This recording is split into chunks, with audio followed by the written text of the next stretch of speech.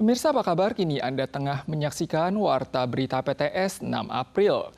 Aksi kejar-mengejar terjadi di Hualien kemarin. Seorang PMA Thailand mencoba menerobos toser dengan pisau untuk merampas 2 batang sosis. Ia tiba-tiba mengamuk dan mengejar pejalan kaki bahkan membobol pintu salon, mengakibatkan total 7 orang terluka. Otoritas tengah menyelidiki apakah pelaku menderita gangguan jiwa. Pria yang dikepung polisi tetap melawan dengan gigih. Ia tak hanya melempari polisi, tetapi juga mengacungkan pisau di atas bak truk dan melarikan diri di sela-sela bentrokan. Pria tersebut menabrak pintu kaca dan menerobos ke dalam salon untuk bersembunyi. Polisi mengejar, mengepung, dan berhasil melingkusnya. Pada dini hari tanggal 5, seorang PMA Thailand di desa Sinchen, Hualien, merampok tos serba dengan pisau demi 2 sosis. Setelah itu, ia menggedor toko cuci pakaian di sebelahnya, bahkan berulah dan mengejar wanita di jalanan.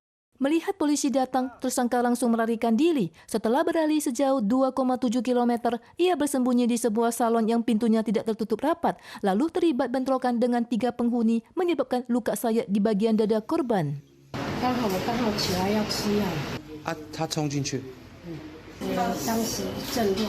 Selain sekeluarga bertiga, 4 polisi juga terluka dalam proses penangkapan. Jumlah korban cedera mencapai total 7 orang.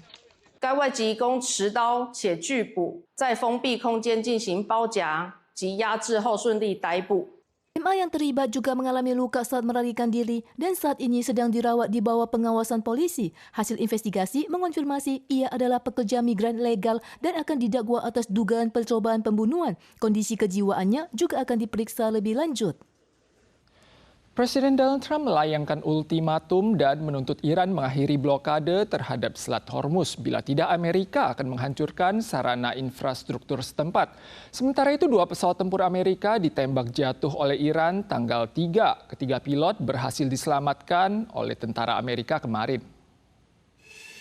1 unit jet tempur F-15E dan pesawat penyerang A-10 milik militer AS ditembak jatuh oleh pasukan Iran pada 3 April. 3 pilot melakukan ejeksi darurat. Setelah 2 pilot berhasil diselamatkan, 1 pilot lainnya akhirnya berhasil diselamatkan pada malam tanggal 4. PAS mengklaim bahwa dalam proses penyelamatan, mereka terpaksa meledakkan 2 pesawat kargo C-130 karena gagal lepas landas. Namun, Korps Garda Revolusi Iran pada 5 April menyatakan bahwa selama operasi penyelamatan AS, Iran kembali menembak jatuh 4 pesawat militer AS lainnya. Mereka menyindir bahwa militer AS telah terjerumus ke dalam rawa peperangan. نظامی ترابری C-130 و 2 فروند بالگرد بلک‌ها که ارتش آمریکا. Rekaman yang dirilis media Iran memperlihatkan puing-puing pesawat yang berserakan. Dari bentuk baling-baling, pakar militer menduga bangkai tersebut merupakan pesawat kargo C-130 dan helikopter AS. Saat penyelamatan berlangsung, milisi Iran menyisir area tersebut untuk mencari pilot yang jatuh. Pilot tersebut bertahan lebih dari 24 jam hanya dengan sebuah pistol dan bersembunyi di celah tebing gunung sambil mengirim pesan bantuan terenskripsi. Di saat yang sama, CIA dikabarkan menyebarkan informasi palsu untuk mengecoh musuh. Mantan perwira Kolonel Marinir AS juga menyatakan meskipun misi penyelamatan dapat meningkatkan semangat, tetap berisiko kehilangan armada udara lain. Presiden Amerika Serikat Donald Trump hari ini kembali mengeluarkan ultimatum kepada Iran menuntut penghentian blokade di Selat Hormuz paling lambat tanggal 7 malam waktu Amerika Timur. Melalui artikel bernada keras di medsos, ia memperingatkan jika Iran menolak, AS akan menghancurkan infrastruktur Iran. Namun, Iran tidak hanya membalas pernyataan tersebut, tetapi juga terus melancarkan serangan udara terhadap Israel, Kuwait, dan negara-negara Teluk Persia lainnya. Konflik di Timur Tengah menyebabkan harga bahan baku global melonjak. Harga 1 tong minyak goreng isi 18 liter dan kulit tahu juga telah melambung. Pemerintah akan mengumumkan indeks harga konsumen bulan Maret yang diproyeksikan tidak melampaui 2%, sehingga masih berada dalam kisaran normal.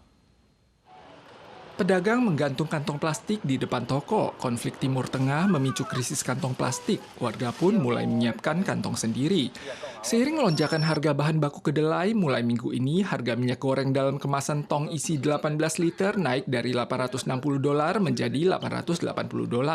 Harga kulit tahu juga naik dari $145 menjadi $155 per cin. Pemerintah akan mengumumkan indeks harga konsumen bulan Maret pada tanggal 8. Kenaikan harga BBM sebesar 5% diperkirakan akan berdampak 0,0011 poin terhadap IHK bulan Maret.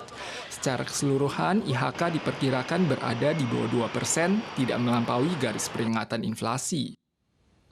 Cuaca di wilayah utara pagi ini tidak stabil. Gelombang front awan lainnya akan tiba esok hari. Sementara itu, hujan lebat di Miauli selama akhir pekan menyebabkan jalanan di area pegunungan Tahu dan Nancuang amblas, menyebabkan 11 orang yang sedang berkemah terjebak. Hujan mulai mengguyur Kabupaten Miauli sejak tanggal 4 dini hari, menimbulkan bencana banjir di berbagai lokasi. Banyak warga menerima peringatan darurat tingkat nasional. Sementara itu, jalur 2 arah Jalan Provinsial nomor 3 pada ruas Tahu yang sempat terputus akibat longsor kembali dibuka tanggal 5 usai perbaikan darurat.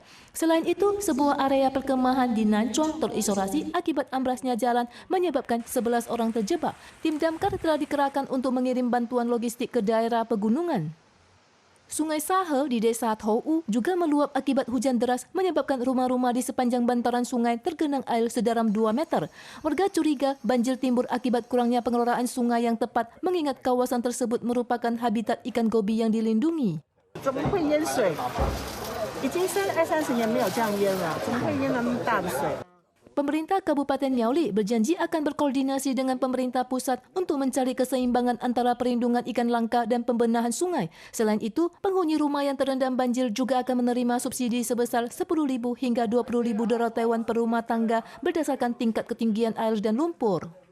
Administrasi Cuaca Pusat mengingatkan mulai dini hari Selasa, front awan akan bergerak menuju selatan sehingga seluruh Taiwan akan diguyur hujan, terutama di bagian tengah dan utara. Pada saat yang sama, angin monsun timur laut akan menguat dan menyebabkan sedikit penurunan suhu. Hujan baru reda pada hari Rabu seiring berkurangnya kadar kelembaban akibat melemahnya angin monsun timur laut.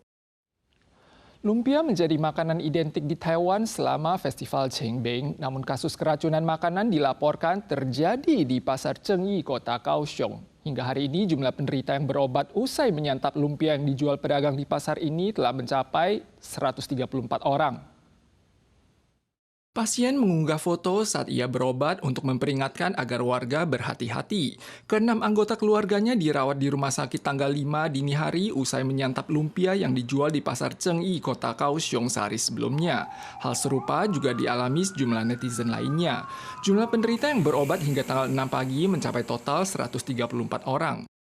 Otoritas telah mengumpulkan sampel makanan. Saat ini belum dapat dipastikan apakah penyebabnya adalah bakteri E. coli, salmonella, atau patogen lainnya. Pengusaha telah diminta untuk menangguhkan operasinya selama 7 hari. Pemirsa sekalian, sekian Warta Berita dari PTS. Kita sual lagi di lain kesempatan. Sampai jumpa.